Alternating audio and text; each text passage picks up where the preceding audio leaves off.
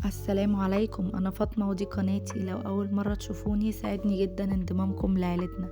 لو لسه ما اشتركتوش انزلوا حالا اشتركوا وفعلوا الجرس عشان يوصل ليكم كل جديد. لو فاكرين ان سر الشاورما السوري والفتة في المطاعم بس، يبقى لازم تشوفوا الفيديو ده. النهاردة هنعمل مع بعض شاورما سوري بالتتبيلة الأصلية. يلا بينا نسمي الله ونبدأ في التتبيلة. أول حاجة معانا كوباية زبادي بما يعادل 100 جرام، 3 معالق طحينة بما يعادل 30 جرام، معلقتين صلصة كبار،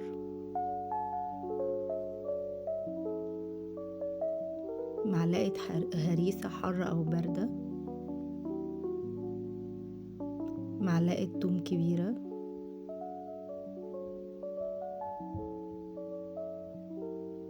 ربع كوباية زيت زيتون،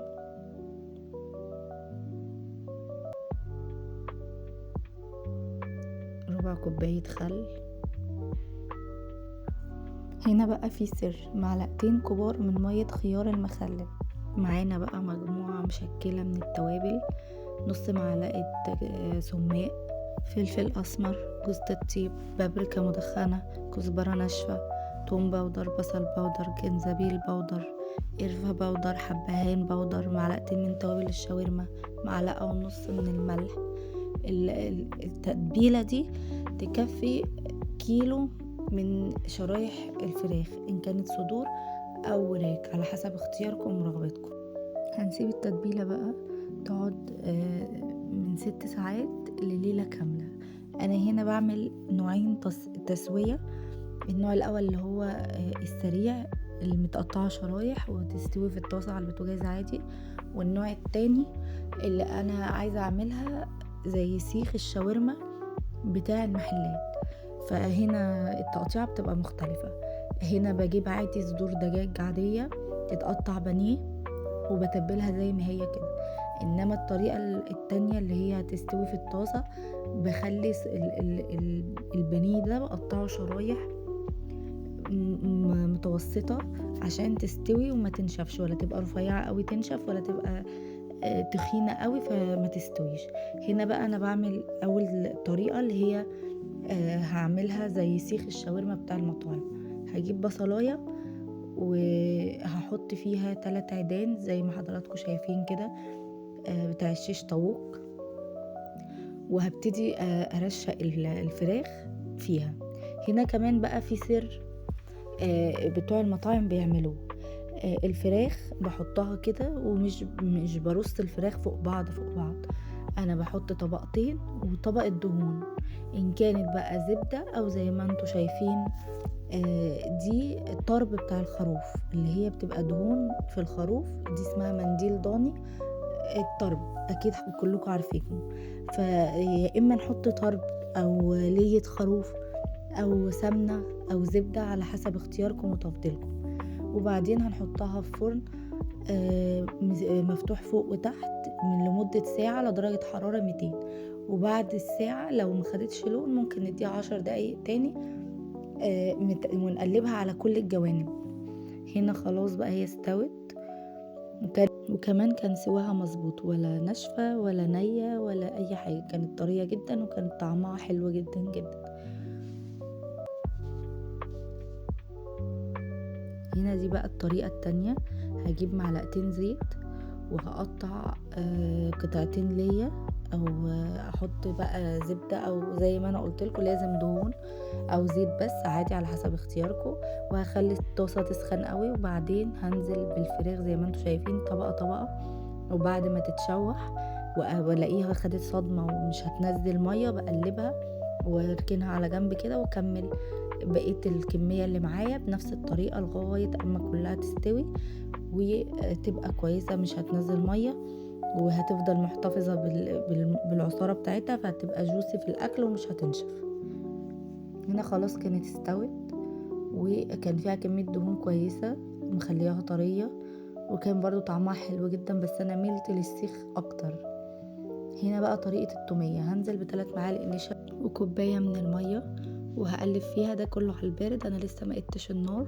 اول ما النشا تدوب كويس هقيد النار على نار متوسطة او مايلة للهادية، وهفضل اقلب فيها لغاية ما تمسك زي ما حضراتكم شايفين كده. ده القوام المظبوط. وبعدين هنشيلها من الطاسة، هنحطها في طبق خارجي لما تبرد خالص، عشان خاطر التومية لما تتعمل ما يبقاش فيها طعم نشا. لما بتتعمل سخنة بيبقى فيها طعم نشا، فلازم تبرد او تبقى يعني دافية شوية.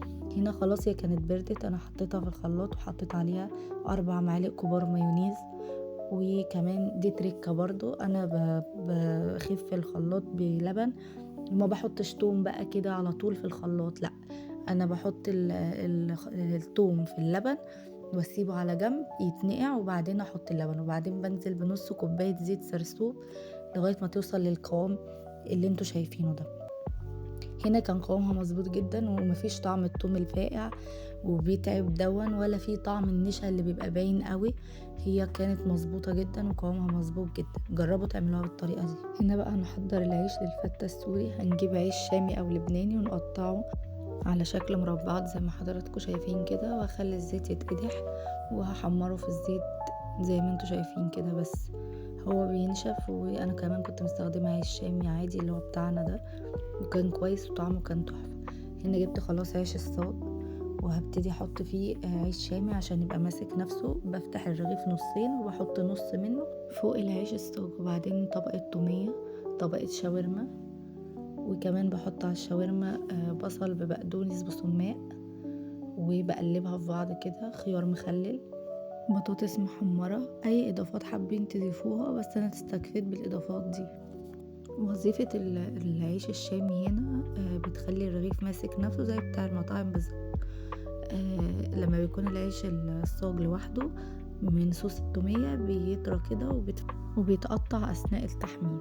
أنا هنا لفيته زي ما حضراتكم شايفين كده، ودهنته صلصة وحمرته في معلقتين زيت، بس للأسف الكاميرا كانت فاصلة وأنا ما خدتش بالي. هنا بعد ما اتحمر كان طعمه تحفة بجد، وكانت كل حاجة لايقة على بعضها، كأني بجد باكل من محل شاورما سوري كبير. انا بتمنى تجربوا الطريقة دي، ان شاء الله هتعجبكم، وقولوا لي رأيكم في التعليقات.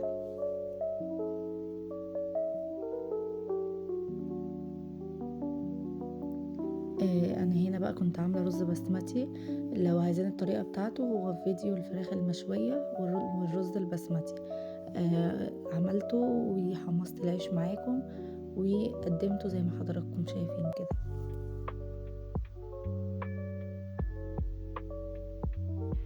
يا رب يكون الفيديو عجبكم ويكون خفيف على قلوبكم، وما تنسوش تفعلوا الجرس وتعملوا اشتراك، وتقولوا لي في التعليقات رأيكم.